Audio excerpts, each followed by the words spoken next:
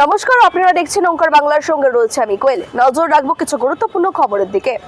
আগামীকাল এসএসসি পরীক্ষার সকাল 10টার মধ্যেই পরীক্ষার্থীদের উপস্থিত থাকতে হবে।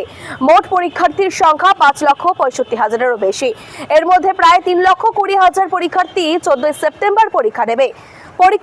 663 কেন্দ্রে। এছাড়াও কন্ট্রোল রুমের নাম্বার ওয়েবসাইটে দেওয়া থাকবে।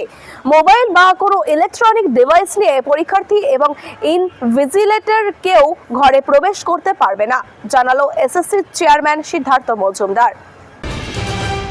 শনিবার সরবেরিয়া এলাকায় সিবিআই এর আধিকারিকেরা 2024 সালে 5ই জানুয়ারি রেশন দুর্নীতির তদন্ত করতে সন্দেশখালীর আগারহাটি এসেছিলেন ইডির আধিকারিকরা এবং তারপরে তৃণমূল নেতা শেখ শাহজাহানের অনুগামীদের হাতে আক্রান্ত হয়েছিলেন ইডি আধিকারিকের ওপর আক্রমণের তদন্তের জন্যই এদিন সরবেরিয়া এলাকায় আসেন সিবিআই আধিকারিকেরা।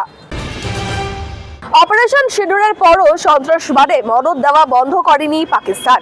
সীমান্তে এখনো সমান তালে চলছে অনুপ্রবেশের চেষ্টা।